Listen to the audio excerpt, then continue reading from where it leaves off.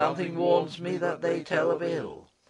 O dark prophetic speech, ill tidings dost thou teach ever to mortals here below, ever some tale of awe and woe through all my windings, manifold, do we unriddle and unfold.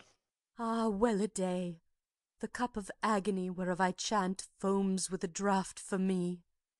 Ah, Lord, ah, Leader, thou hast led me here. Was't but to die with thee whose doom is near?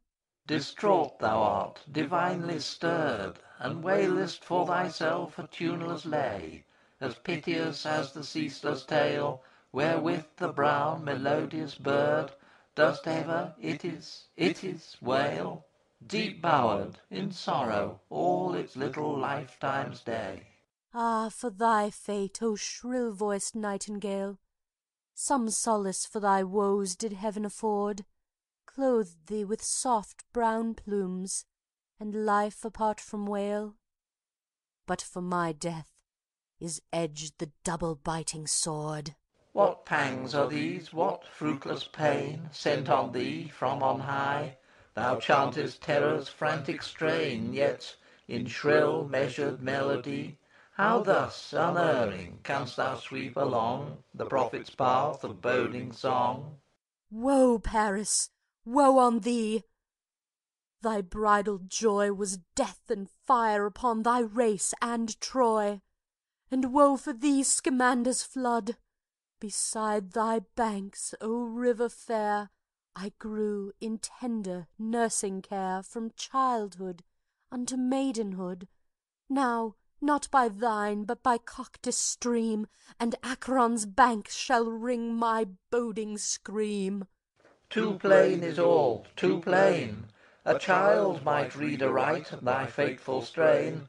Deep in my heart their piercing fang terror and sorrow set, the while I heard that piteous, low, tender word. Yet to mine ear and heart a crushing pang. Woe for my city! Woe for Ilion's fall! Father, how oft with sanguine stain streamed on thy altar stone the blood of cattle, slain that heaven might guard our wall! But all was shed in vain. Low lie the shattered towers whereas they fell, and I, ah, burning heart, shall soon lie low as well.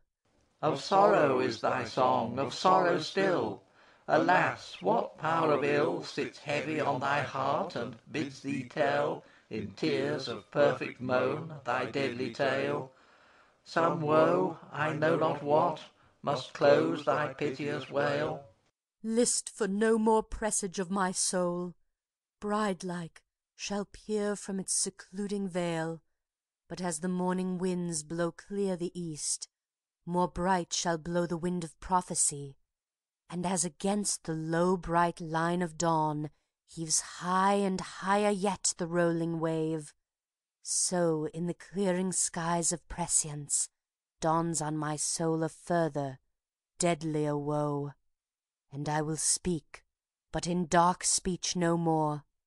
Bear ye witness, and follow at my side. I scent the trail of blood shed long ago. Within this house a choir abidingly chants in harsh unison the chant of ill. Yea, and they drink, for more enhardened joy, man's blood for wine, and revel in the halls, departing never, furies of the home.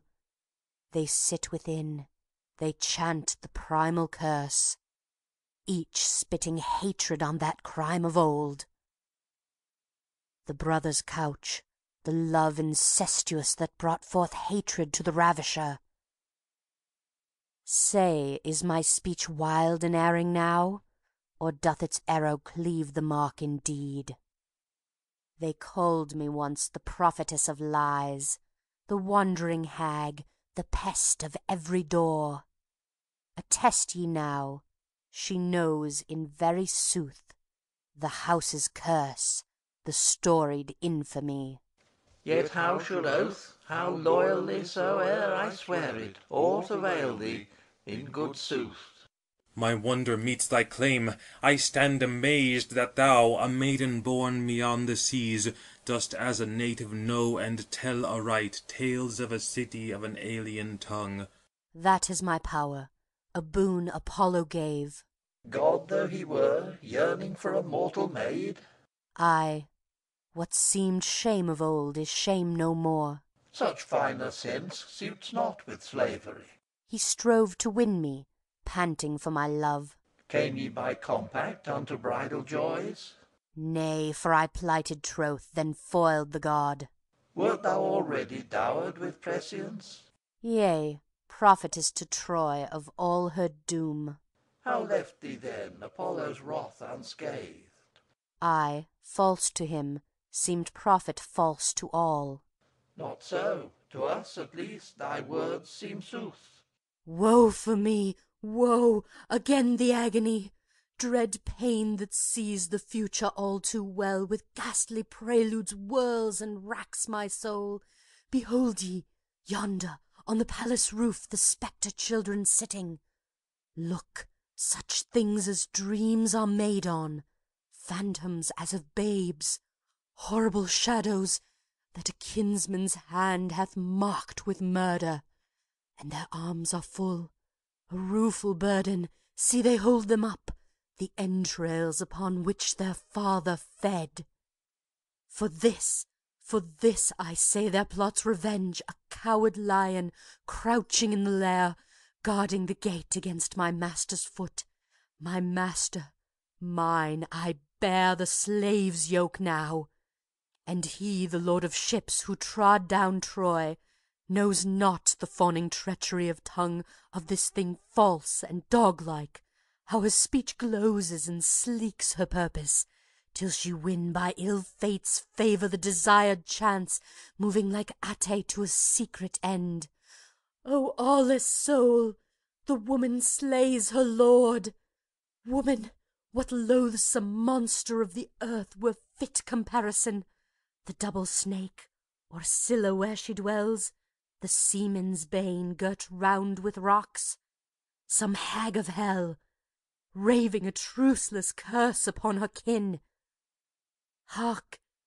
Even now she cries exultingly, the vengeful cry that tells of battle turned. How fain, forsooth, to greet her chief restored! Nay then, believe me not. What skills belief or disbelief? Fate works its will, and thou wilt see and say in ruth, her tale was true. Ah, 'tis Thyestes' feast on kindred flesh. I guess her meaning, and with horror thrill, hearing no shadowed hint or the all-true tale, but its full hatefulness. Yet for the rest, far from the track I roam, and know no more. 'Tis Agamemnon's doom thou shalt behold. Peace, hapless woman, to thy boding words! Far from my speech stands he who sains and saves. Ay, were such doom at hand, which God forbid, Thou prayest idly, these move swift to slay. what man prepares a deed of such despite? Fool, thus to read amiss mine oracles. Deviser and device are dark to me. Dark! All too well I speak the Grecian tongue. Ay, but in thine, as in Apollo's strains, familiar is the tongue, but dark the thought. Ah, ah, the fire! It waxes near me now. Woe, woe for me, Apollo of the dawn! Lo, how the woman thing, the lioness crouched with the wolf, her noble mate afar, will slay me, slave forlorn. Yea, like some witch she drugs the cup of wrath, that slays her lord with double death, his recompense for me. Aye, 'tis for me the prey he bore from Troy, that she hath sworn his death, and edged the steel. Ye wands, ye wreaths that cling around my neck, ye showed me prophetess, yet scorned of all. I stamp you into death, or ere I die, down to destruction. Thus I stand revenged. Go crown some other with a prophet's woe. Look, it is he, it is Apollo's self, rending from me the prophet robe he gave. God, while